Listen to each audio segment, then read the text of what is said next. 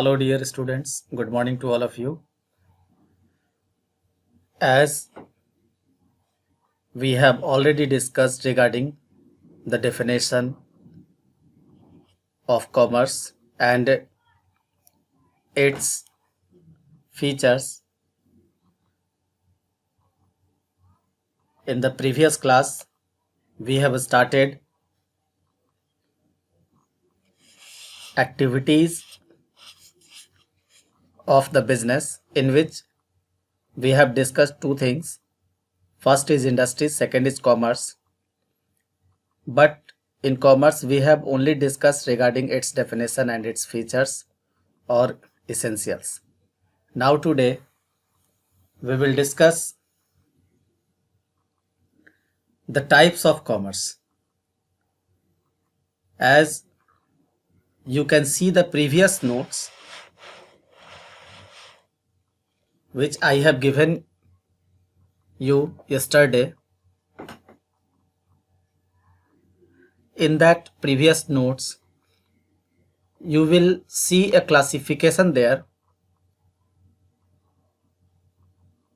related to the business activities,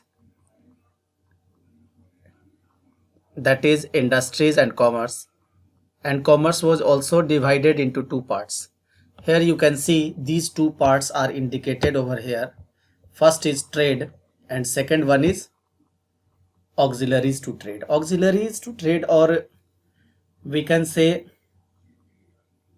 helping terms to trade, which helps in growth and development or promotion of the trade.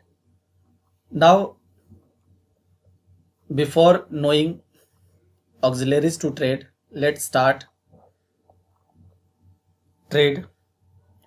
Then, as the term trade come in our mind, then we start thinking that trade means a mercantile work. Yes, of course. As you have listened the story of Satnarayan Katha, in the ancient time, that time trade was done by boat, where the merchants were used the boat to move one place to other place for selling their goods. But now the term is same, that trade means buying or selling of goods or services with the objective of earning the profit. But due to change in the scenario, the forms and the ways of the trade has changed. Now today there is no need to move or to go anywhere by taking the goods for trade, as previously it had been doing by so many merchants by taking boats. But now today, each and everywhere, so many markets, so many shops are there. These shops, these markets are the example of the trade, where buyers are buying the goods and sellers are selling the goods. Sellers are doing their work, sellers are selling the goods with the objective of earning profit. Now this trade can be defined or now this trade can be classified into two categories. That is, first is internal trade and second is external trade. This internal trade is also known as national trade too.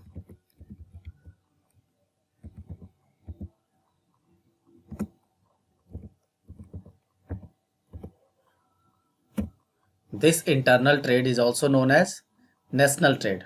It means the kind of trade which takes place within a country or the LOC is known as national trade. If any goods and services are going to be sold within the country, suppose that in India, if selling and purchasing activities are going to be done by any business enterprise, then it is a kind of national trade. Now this national trade has two types. First is wholesale trade and second is retail trade. Wholesale trade means the kind of trade where the trader buy the goods in bulk or in large quantity from producer or manufacturer and sell them to other dealers or other sellers in a large quantity. Generally, in wholesale trade, the trader is a link between producer and retailer. The wholesaler uses to buy the goods in bulk from producer and sell the goods in bulk but in a small quantity to retailer as it is required. Now second is retail trade. Retail trade means where buyer buy the goods or the trader buy the goods from wholesaler in a bulk but sold it to customers or consumers in units. Suppose that if any trader is purchasing the goods in dozen or in hundreds or in tons and selling the goods in one piece or in single unit or in kg or in liters, then it is a kind of retail trade. Now next one is external trade. This external trade is also known as international trade.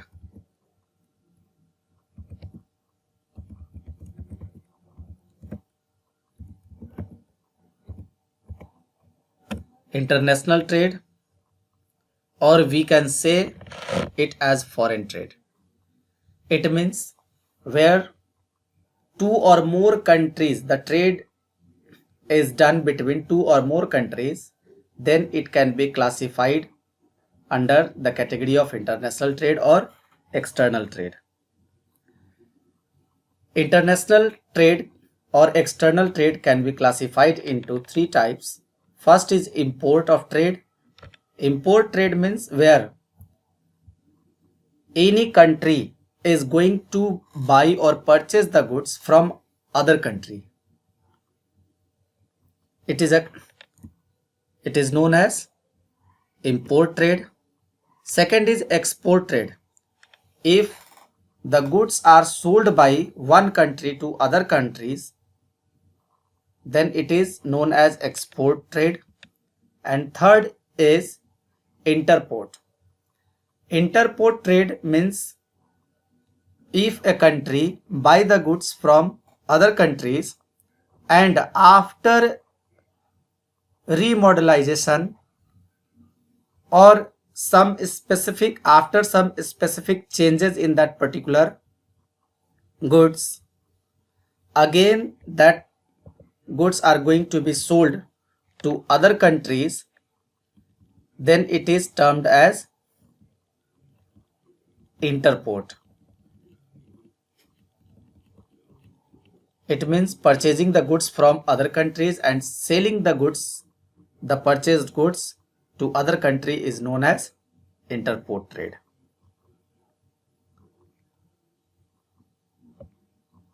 As an example, we can say that Indian firms may import some goods from America and export the services to Nepal. Then it will be termed under interport. So I think trade is clear. Now come to the point of auxiliaries to trade. Auxiliaries to trade means services to trade. It means the services which are going to be provided by the commerce for growth and development of trade. It, it involves all those activities which helps in removing various hindrances which arise in concern with the production and distribution of goods. These auxiliaries to trade can be classified under the following terms. First is, it means these auxiliaries to trade can be provided by following ways. First is transportation and communication. As we know that transportation is the vein of the country. It is quite impossible that to make the economy growth or to accelerate the growth of the economy without providing proper transportation facilities. So today transportation is playing a vital role in growth and development of the economy of the country. Here, if the goods is produced, now the problem arises to send the goods from one place to other different parts of the country. Then this is the transportation which removes the obstacles or hindrance of place by transferring or by sending the goods through transport from one place to other place. And second most important thing is communication. Here communication is also playing a vital role as auxiliaries to trade, because until or unless there is no communication, there is no information regarding producer and consumer, a trader cannot provide its services to anyone. Today there are so many communication services are there, like postal services, telephone, fax, internet, etc. Second is banking and finance.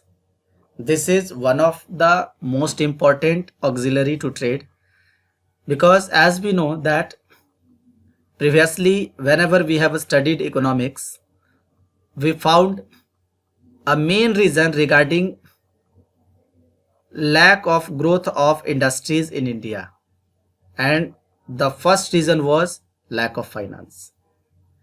Today banking and other financial institutions are playing a vital role in development of trade.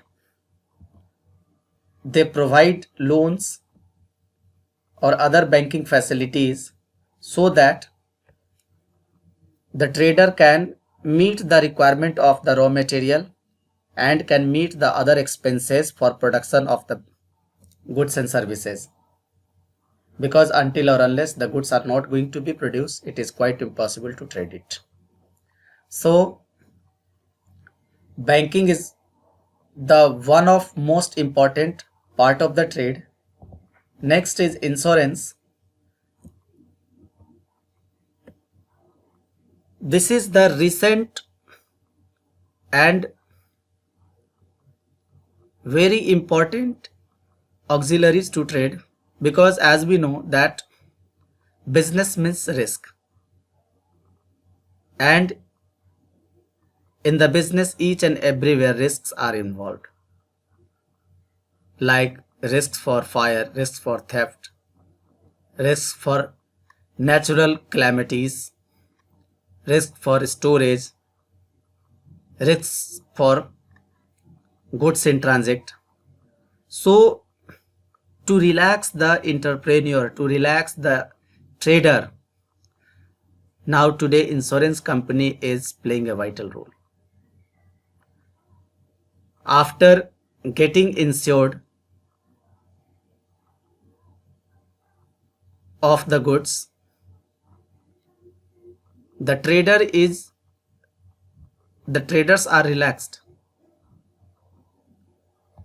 because now they are free from arising the problem in the way or the storage or theft or fire, because insurance company has assured regarding their particular product. And next is warehousing. Warehousing means it provides a storage facility if goods are coming from far distant area, then it is quite impossible to fulfill the requirement or make the equilibrium of demand and supply of goods and services, because it will be a time taking work. Then their warehousing is the services which are going to be provided to the trader in context to large collection or large storage of the goods and services, so that demand and supply can be equal or parallel. Next is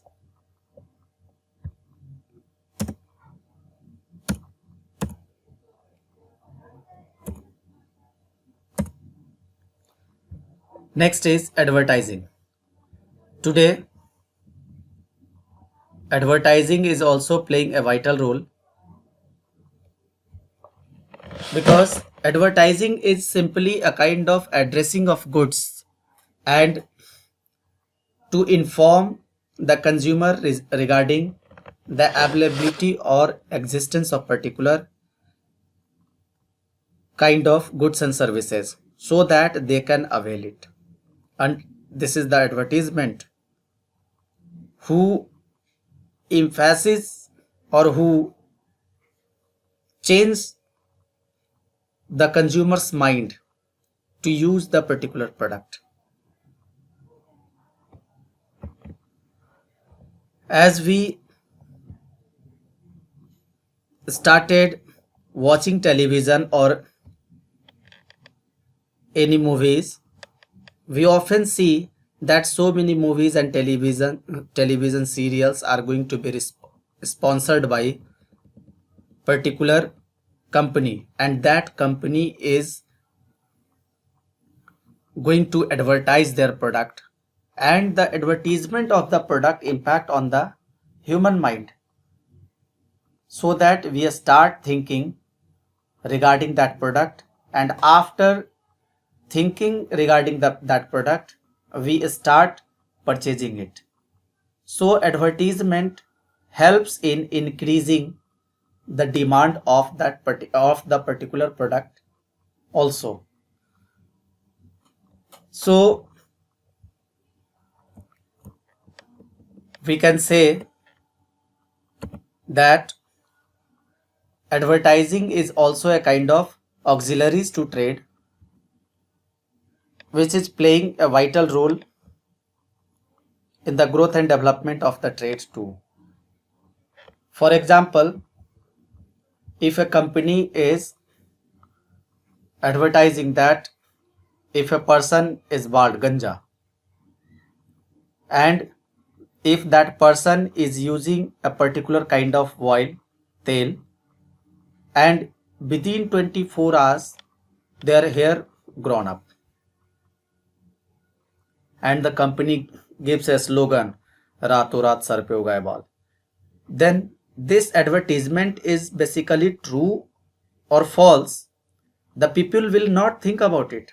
firstly they will start thinking that, oh, this particular product will be more beneficial for them.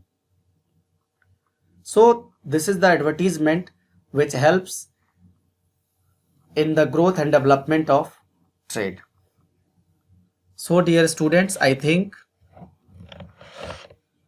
you all have got the clear concept regarding trade and commerce and auxiliaries to trade. Thank you.